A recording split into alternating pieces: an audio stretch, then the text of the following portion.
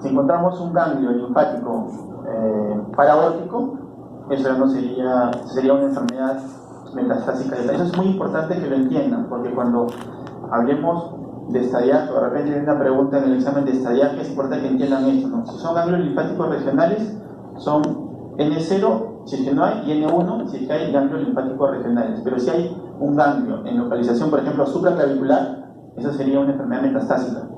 Eso no es, sería un M1, ya no sería un N1.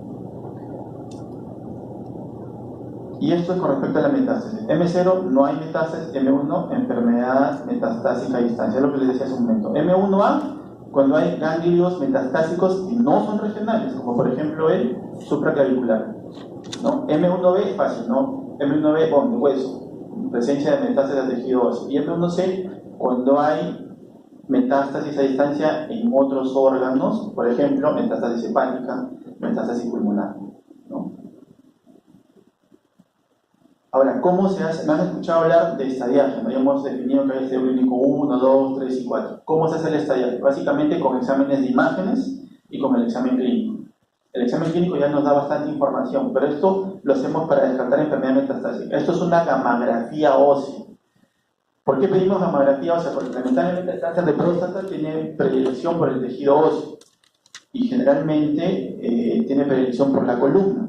¿Qué parte de la columna? ¿Qué segmento de la columna? La columna dorsal. Entonces, lo que pedimos es una gammagrafía ósea justamente para ver el compromiso óseo. Esto es una tomografía abdominopélvica con contraste. ¿Y para qué pedimos eso? Para evaluar justamente los ganglios regionales. Los ganglios regionales son los de la pelvis. Entonces, lo que evaluamos acá son las cadenas ilíacas externas, internas y los ganglios estructurales. Está más o menos por aquí. ¿Y esto qué es? Es una resonancia magnética multiparamétrica de próstata. En algunas ocasiones, esto no es el estándar, pero se suele pedir cuando, por ejemplo, no podemos solicitar una tomografía abdominopélvica a un paciente que, por ejemplo, tiene insuficiencia renal y que no podemos usar contraste o es alérgico al contraste, ¿no? Entonces, esto es la manera básica, si se quiere, de hacer un estadiaje de cáncer de próstata. Tomografía ósea, tomografía abdominopélvica y el examen clínico y el peso.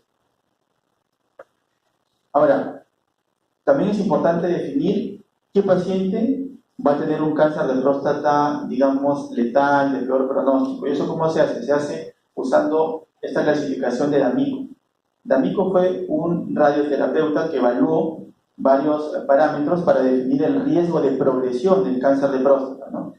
¿Y en base a qué hizo su clasificación? Básicamente a tres cosas.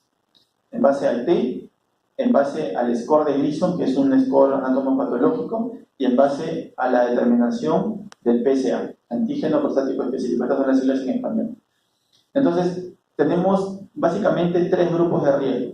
La NSCN da un poquito más de grupos de riesgo, muy bajo riesgo y un riesgo muy alto, ¿no? Pero básicamente este es el estudio inicial de D'Amico que define estos tres riesgos: riesgo bajo, intermedio y alto. ¿Y en base a qué? Como vuelvo a repetir, en base al T, que nos da el examen clínico, en base a las cifras del PSA y en base al resultado de anatomopatología que nos da la biopsia. Entonces, el grupo de bajo riesgo está conformado por aquellos tumores T1 hasta T2A con un score de Gleason menos de 6 y un PSA menos de 10. Tienen bajo riesgo de progresión o de falla bioquímica en este caso. Y el riesgo, el tiempo libre de sobrevida sin falla bioquímica a los 5 años es de 85 al 90%. Quiere decir que un 85 al 90% de estos pacientes a los 5 años no van a tener ninguna progresión bioquímica, no van a tener ninguna elevación del PSA después de un tratamiento. El riesgo intermedio está conformado por los T2B, los Gleason 7 y aquellos pacientes que tienen el PSA entre 10 y 20. Ellos tienen una sobrevida libre de falla bioquímica del 70%. Y los de riesgo alto de progresión de enfermedad y por tanto que la falla bioquímica se dé antes de los 5 años es aquel grupo formado por los T2C en adelante, un Gleason score mayor a 8 y un PSA mayor a 20. Y para finalizar, miren, esto es básicamente el tratamiento de cáncer de próstata.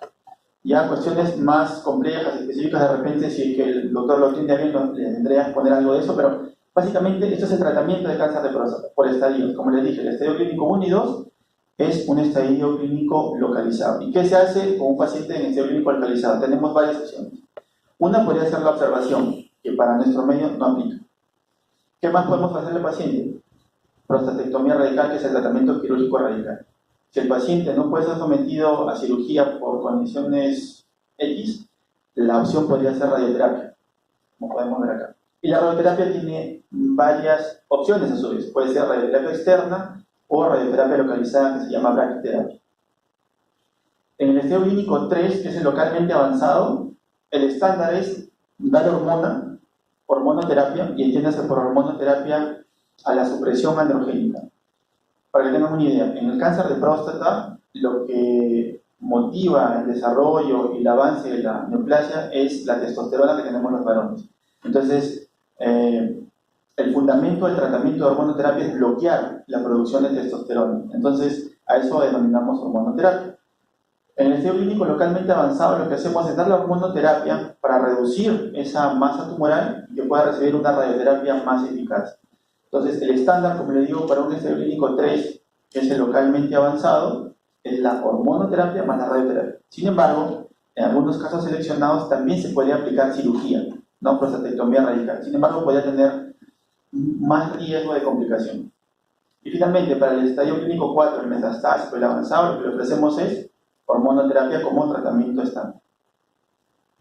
Bueno, esto es básicamente lo referente al cáncer de próstata. ¿Tienen alguna pregunta sobre el tema?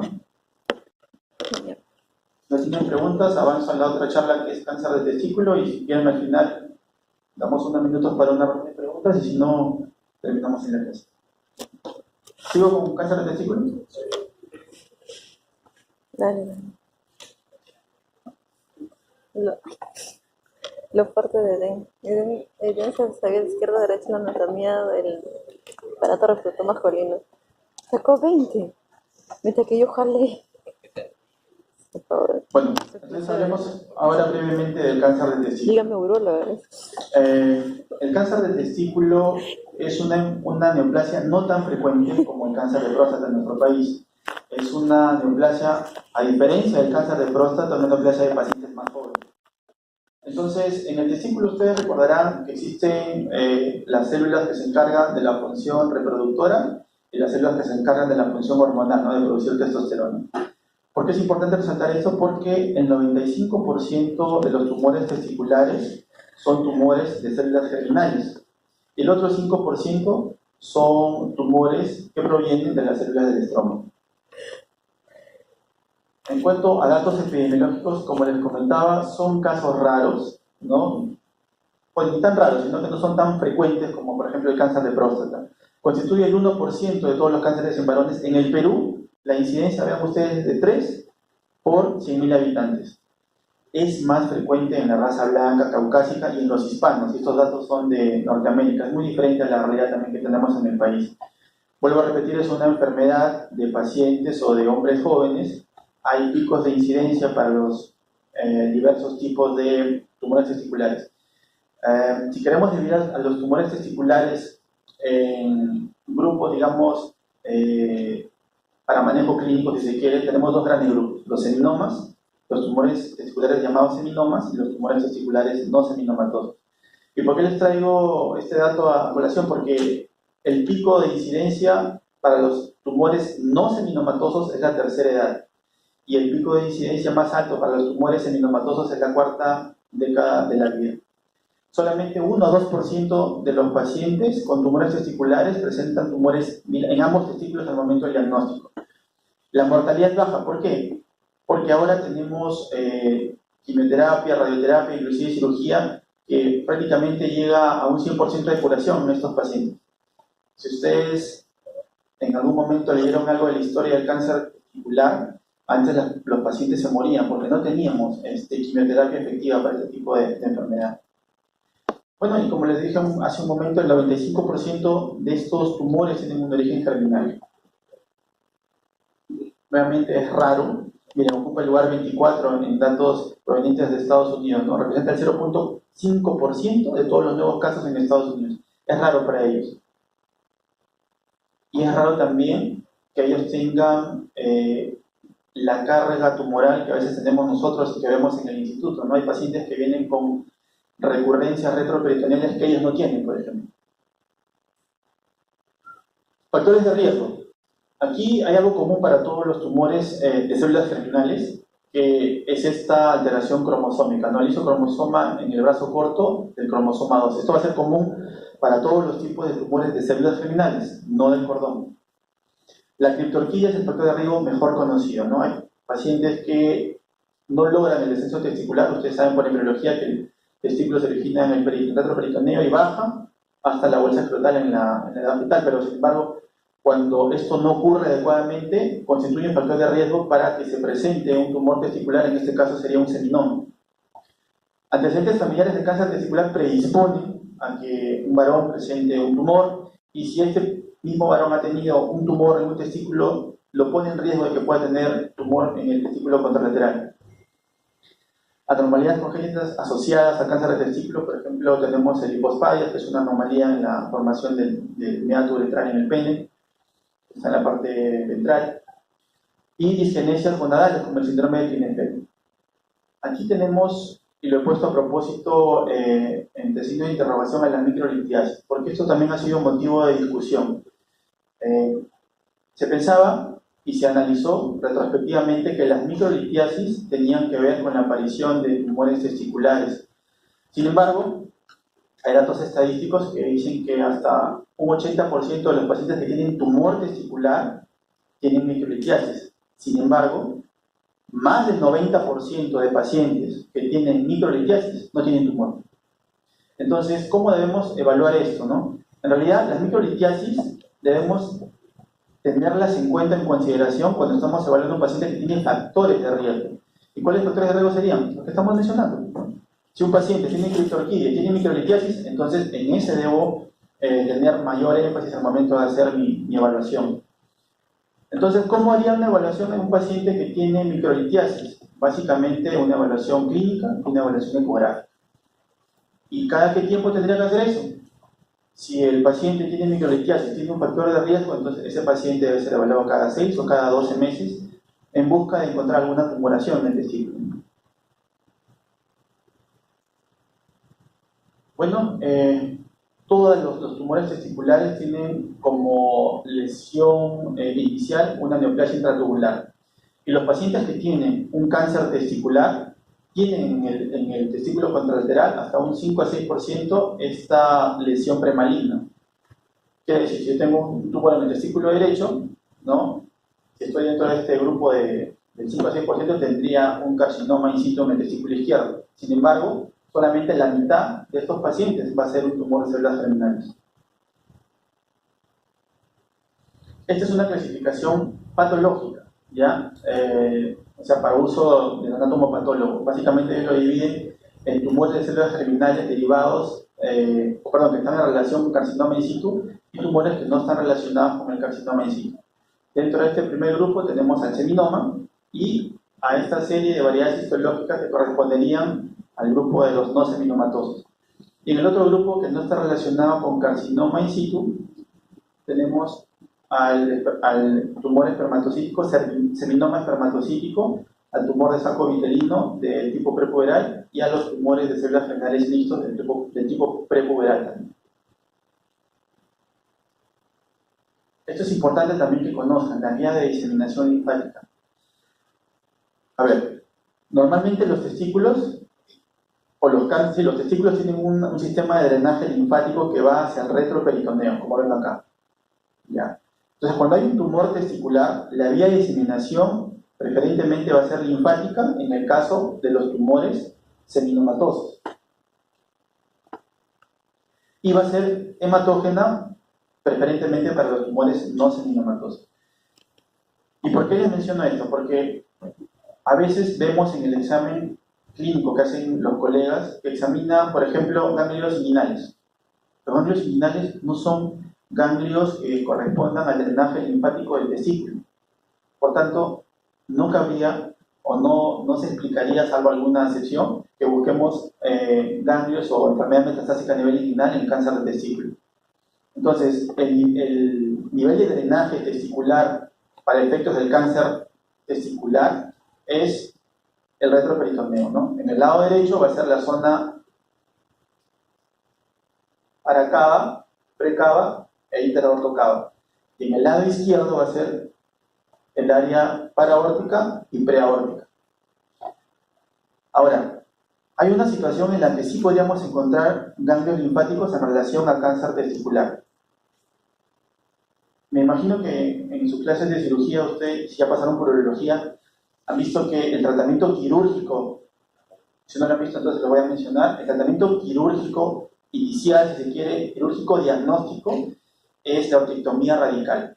¿En qué consiste esto? En retirar el testículo, pero no por la bolsa escrotal, sino a nivel inguinal. ¿Por qué? Porque de esa manera vamos a evitar una violación a la técnica quirúrgica que me cambie el estadio y el drenaje linfático del testículo. ¿Por qué les digo esto? Porque si abrimos el escroto, el drenaje y el testículo tumoral se rompe, el drenaje linfático tumoral va a cambiar. Ya no va a aparecer en el retroperitoneo solamente, sino ahí sí va a aparecer en la ingle, porque el drenaje linfático del escroto es hacia la ingle. Entonces, esa es la única situación en la que podemos encontrar ganglios linfáticos metastásicos por un cáncer del testículo en la ingle. Entonces, ténganlo bien claro eso, ¿no? El drenaje linfático es al retroperitoneo. Entonces, si alguna vez van a su rotación de urología y el doctor le dice, a ver, examinen un cáncer de testículo, no vayan a buscar ganglios en la ingle. Eso no es territorio de drenaje linfático testicular. Los síntomas, la clínica del cáncer testicular es muy sencillo. Es una masa indolora. O sea, el cáncer de testículo no duele.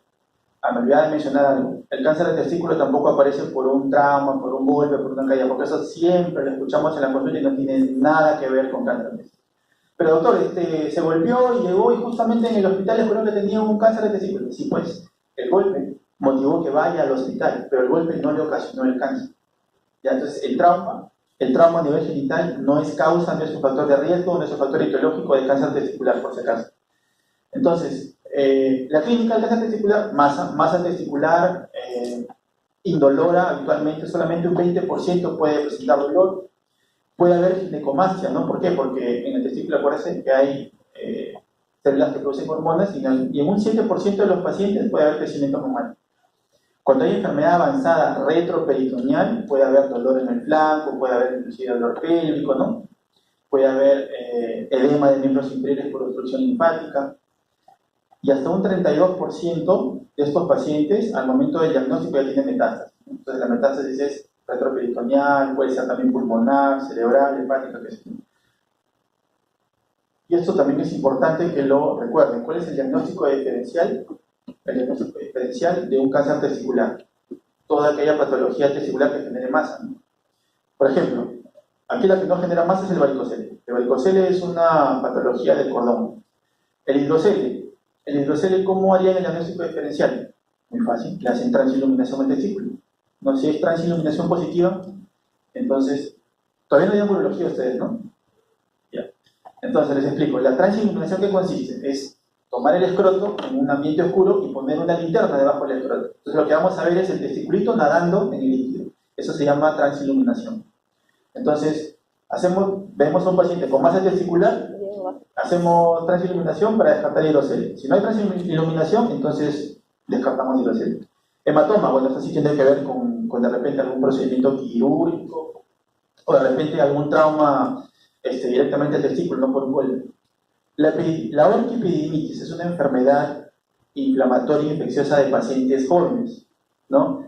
¿Y cuál va a ser el signo clínico que lo va a diferenciar del cáncer testicular?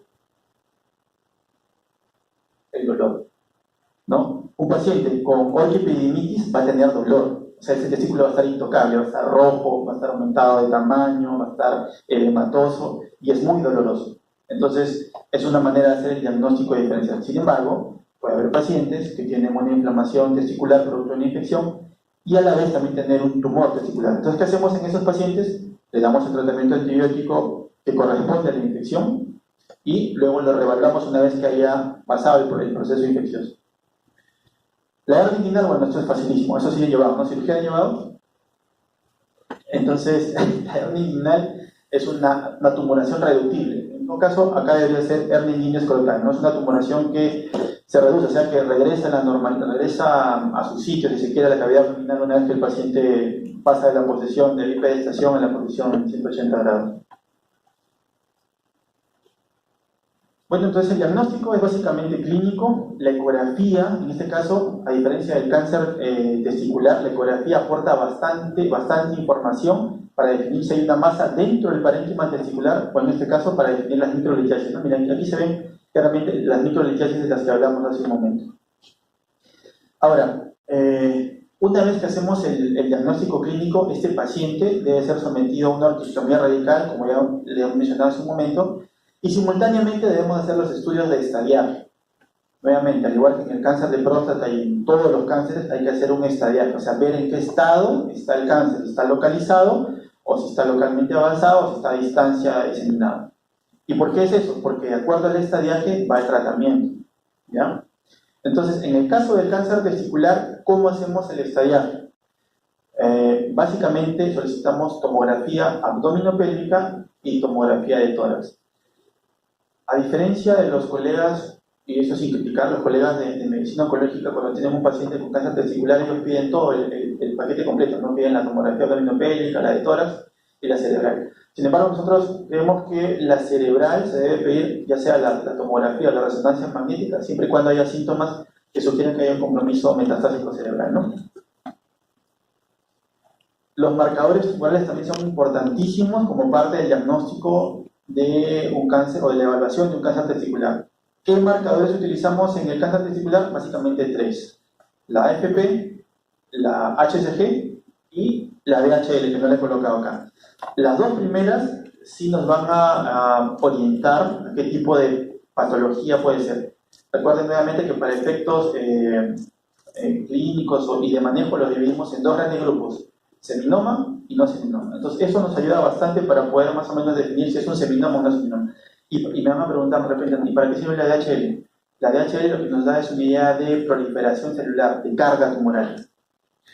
Entonces, ¿cuándo debemos pedir los marcadores tumorales? Eso también es importante.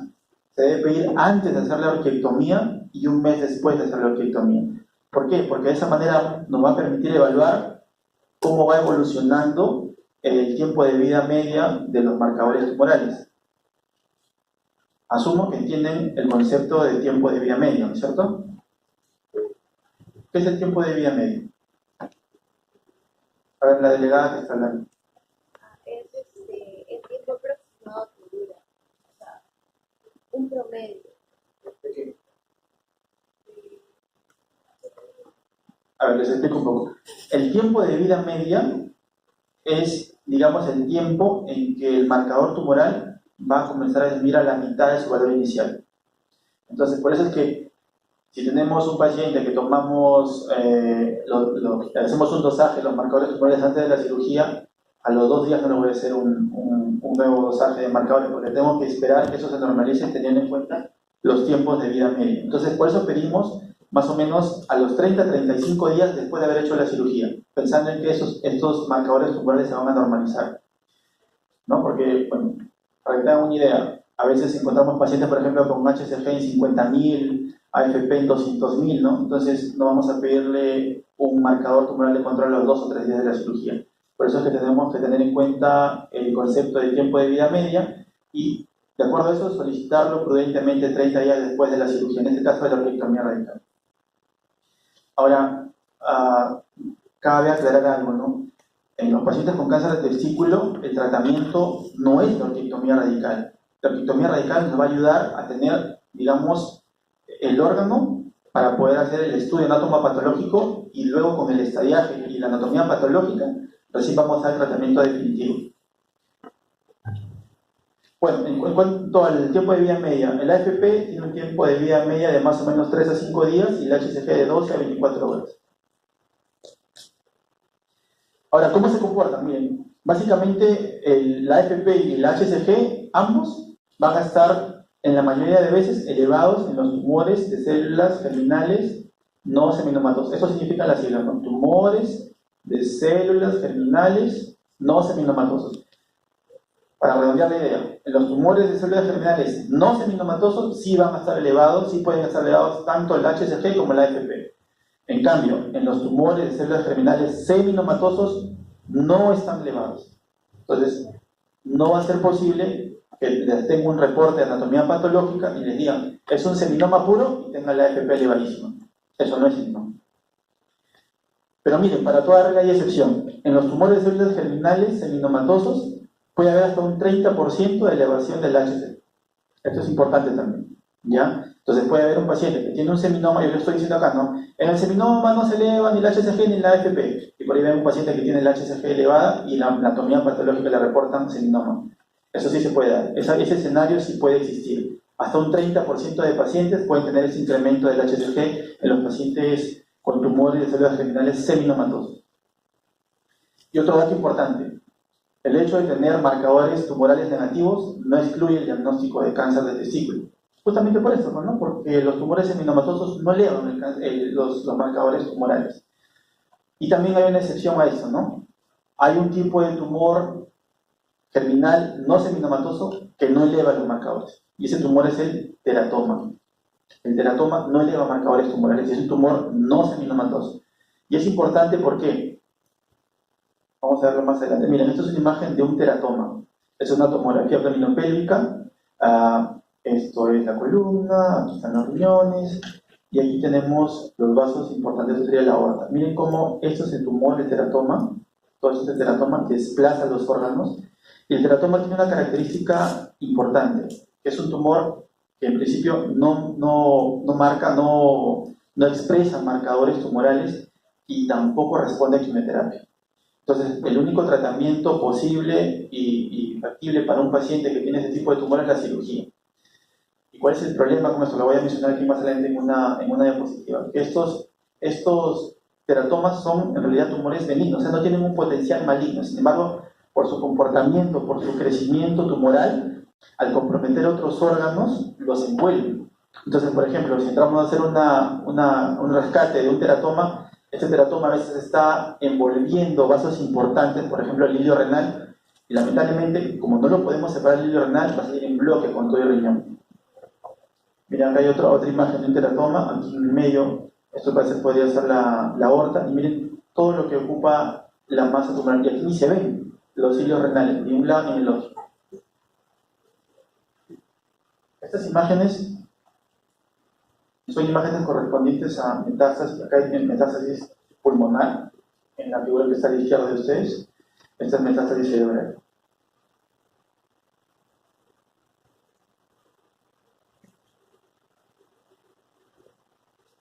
Bueno, el examen físico en realidad es sencillo.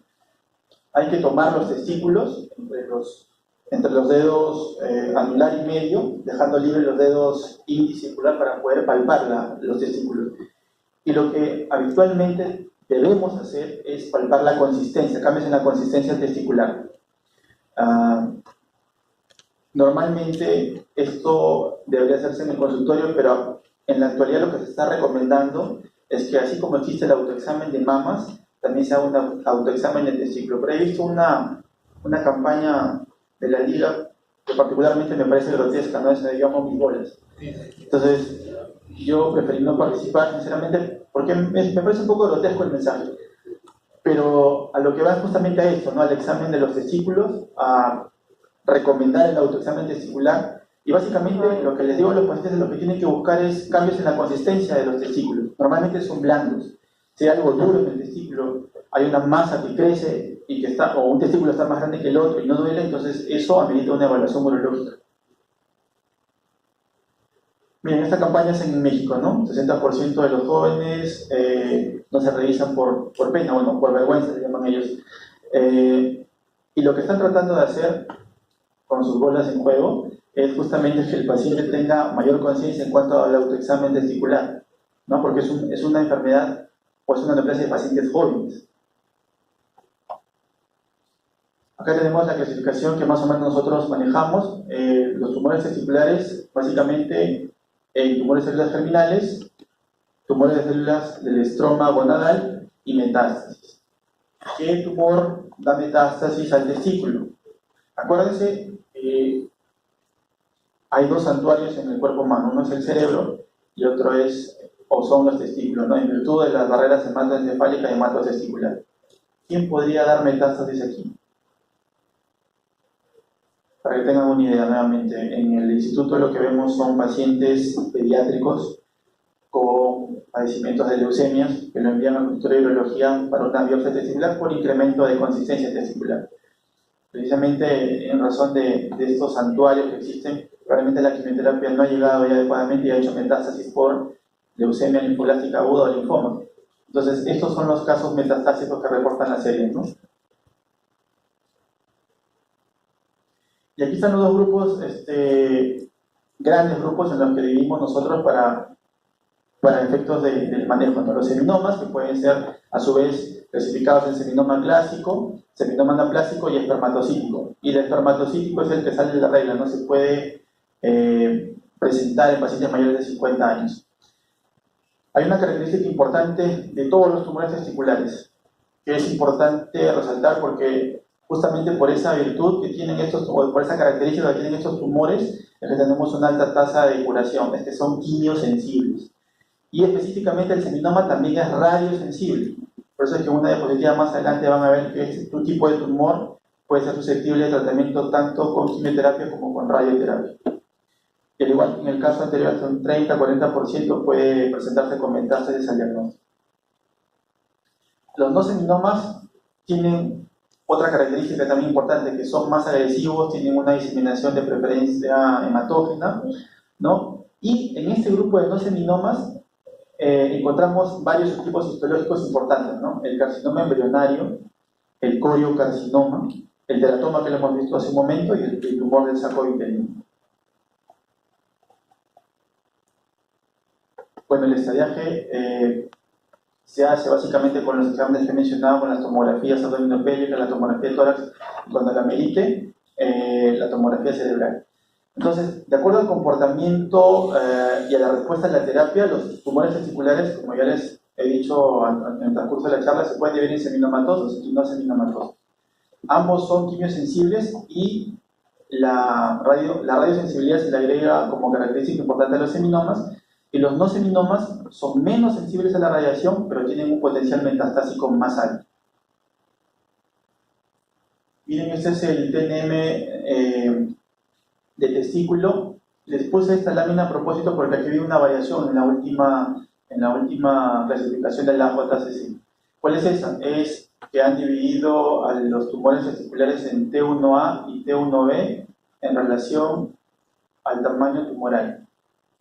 Entonces, a ver, en un tumor testicular, el T1 va a ser un tumor que está limitado al testículo, sin invasión linfonodular. Puede ser T1A o T1B. El T1A menos de 3 centímetros y el T1B más de 3 centímetros. El T2 es cuando también está limitado al testículo, pero puede haber invasión linfovascular o puede haber compromiso de la túnica luquínea sin compromiso de la vaginal. Y el P3 es cuando hay compromiso del cordón espermático con o sin invasión linfovascular, y el T4 es cuando invade órganos vecinos, por ejemplo el escroto o la base del pene inclusive. Esto es para dar una clasificación del N en este caso y del M, ¿no? Básicamente esto es en relación a la cantidad y al diámetro de los ganglios linfáticos, ¿no? Que tenemos así N1, N2, N3, y la metástasis a distancia es M1 y cuando no hay metástasis es MC. Esto lo van a tener oportunidad de evaluar con tranquilidad en casa, no es necesario que lo aprendan ahorita. Esto es el estadiaje donde se incluye no solamente el T que hemos mencionado hace un momento, sino también se incluyen los heces. Estos heces están en relación a los valores de los marcadores tumorales que hemos comentado hace un momento, ¿no? Y lo que se toma acá como marcador tumoral para hacer este estadiaje no son los marcadores que se tomaron antes de hacer la cirugía, sino después de hacer la cirugía. Eso también tienen que tenerlo en cuenta. Esto es básicamente cómo hacer una manera práctica de hacer el estadio. El estadio clínico 1 está confinado al testículo, acá abajo. El estadio clínico 2 acá, en el retroperitoneo. Y en el 2 se clasifica en 2A, menos de 2 centímetros, 2B, de 2 centímetros a 5 centímetros, estamos hablando de ganglios. Y el 2C, ganglios más de 5 centímetros. Estadio clínico 2, entonces es enfermedad retroperitoneal. Estadio clínico 1, enfermedad con final testículo. Estadio clínico 3, por encima del diafragma, que puede ser enfermedad pulmonar, enfermedad cerebral, o también puede ser enfermedad visceral a nivel hepático. Ese es el estadio clínico 3, ¿no? Compromiso de hígado, pulmones y cerebro.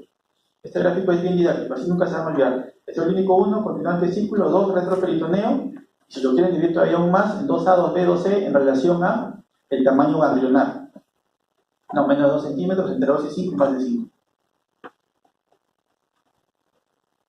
Esto es un poquito más de lo mismo en otro gráfico, confinado al testículo, retroperitoneal estadio clínico 2, y por encima del diafragma y enfermedad visceral estadio clínico 3.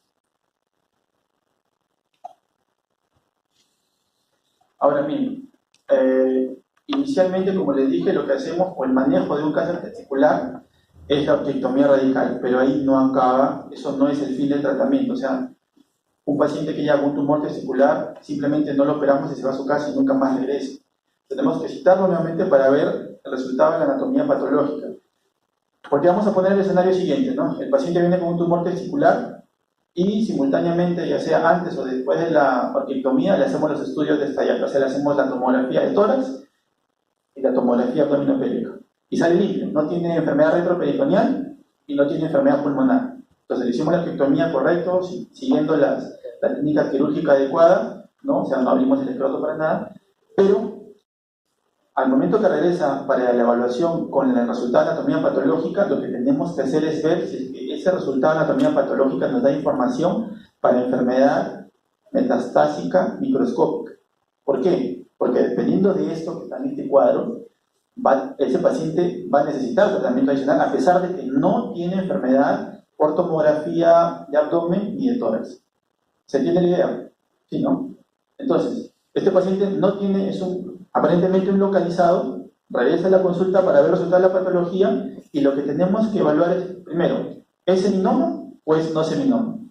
Si es seminoma, tenemos que buscar factores de riesgo para enfermedad metastásica microscópica. Este cuadro pinta lo dice. Enfermedad oculta, metastásica, microscópica. Estadio clínico 1. Esto solamente funciona para el 1. El 1 es esto, enfermedad continental testículos. Acá no hay nada. Estamos hablando de eso, estadio clínico 1. Entonces, si es un seminoma, ¿cuál es el factor de riesgo? Tumores mayores de 4 centímetros o invasión de la red de tesis. ¿Y dónde busco estos datos? En el resultado de anatomía patológica. Entonces, ¿qué pasa si este paciente tiene este factor de riesgo? Debe ir ya sea a quimioterapia o debe ir a radioterapia. Ahora, ¿qué pasa si la patología nos dice que es un no seminoma? Entonces, ¿qué buscamos? Buscamos esto, porcentaje de carcinoma embrionario mayor al 50%. ¿Por qué? Porque este tipo histológico, este subtipo histológico, tiene un alto potencial de malignidad, de transformarse inclusive en otro tipo de subtipo histológico. ¿Qué más buscamos? Buscamos invasión vascular o linfática. ¿Por qué? Porque si hay invasión vascular o linfática es probable que pequeñas células tumorales ya hayan abordado el retroperitoneo. Entonces, teniendo en cuenta estos datos en el estadio clínico 1, nosotros le vamos a decir al paciente si va a necesitar o no tratamiento adicional. Y es un paciente que es localizado, es un paciente que está aquí. No tiene enfermedad acá en el retroperitoneo ni arriba. Nada, está limpio. Ahora vamos a ver rápidamente nomás manejo de tumores seminomatosos y no seminomatosos. Entonces, como les dije, el estadio clínico 1, observación si es que no hay ningún factor de riesgo para enfermedad metastásica. Entonces, ¿qué le podemos ofrecer al paciente si tiene estos factores que acabamos de ver? Puede ser radioterapia o puede ser quimioterapia con un curso de carboplatino. Si es un estadio clínico 2, 2A, 2B, ya saben cuál es 2A, 2B, según el tamaño ganglionar, le vamos a ofrecer la cualquier quimioterapia con BEP. ¿BEP qué significa? Significa bleomicina, etoposide y platino, son quimioterápicos. Puede ser por 3 ciclos, pero si el paciente, por ejemplo, tiene algún problema pulmonar o tiene toxicidad pulmonar, se debe suprimir la bleomicina, porque la bleomicina produce justamente toxicidad pulmonar. Si ese paciente no puede recibir BEP, entonces va a recibir EP, etoposide y cisplatino por 4 ciclos. La otra opción es que reciba radioterapia en campo de golf. O sea, quiere decir, en el campo para cabo, en el lado derecho, o para aórtico, en el lado izquierdo, incluyendo las cadenas ciliares. Y si es un estadio clínico 2C, quimioterapia con BEP por 3 o EP por 4. Si es un estadio clínico 3, o sea, el que tiene enfermedad metastásica en pulmón, cerebro, hígado, B por 4. Y si estos pacientes, después de recibir quimioterapia, vuelven a mantener enfermedad retroperitoneal con marcadores negativos, entonces son susceptibles de hacerle una cirugía retroperitoneal, de rescate se llama.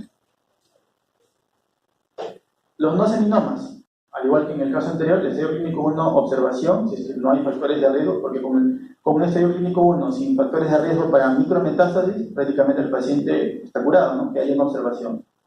Entonces, pero sin embargo, si encontramos algún factor de riesgo de los que hemos comentado, podría ir a una linfadenectomía retroperitoneal primaria, se llama esto, con preservación de nervios. ¿A qué se refiere esto? Lo que sucede es que en el retroperitoneo están los nervios, las cadenas simpáticas, que guardan relación con la eyaculación, en el caso de los varones, obviamente. Entonces, ¿qué sucede? Si no conservamos esos nervios, ese paciente joven va a quedar sin la posibilidad de tener familia. Entonces, lo que se debe hacer es una linfadenectomía retroperitoneal con preservación de fibras nerviosas simpáticas cojamioclares. Esa es una alternativa. La otra alternativa es que reciba B, quimioterapia. Si es un estadio clínico 2A, 2B, si los marcadores son positivos, B por 3, si son negativos, linfadenectomía, si es 12, B por 3 o 4, y si es estadio clínico 3, la quimioterapia en 4 ciclos o linfadenectomía de rescate si es que persiste la enfermedad a pesar de quimioterapia y marcadores tumorales negativos. Eso, lo que me refiero cuando estoy hablando de linfadenectomía es esto, ¿no? A sacar los ganglios, las cadenas linfáticas que están en esos territorios dentro de las líneas punteadas. Esto es para el lado derecho, esto es para el lado izquierdo. Ahora, una capita aparte del teratoma que hemos mencionado hace un momento, ¿no? Estos son mortales no por su condición misma de teratoma, sino por el comportamiento que tienen en cuanto a su crecimiento. Entonces, crecen muy rápido, esto se llama síndrome de teratoma en crecimiento, pueden invadir los órganos vitales adyacentes, pueden degenerarse también en sarcoma, eso se llama transformación maligna somática, y lamentablemente pues son resistentes a quimio y radioterapia. Entonces, la opción que nos queda con estos tumores es darles tratamiento quirúrgico siempre. Porque recurren una vez, se operan. Recurren otra vez, se operan. Recurren una tercera vez, se sigue operando. Los teratomas solo pueden curarse mediante extirpación quirúrgica, es lo que les estaba diciendo. Y esto es una imagen de un teratoma.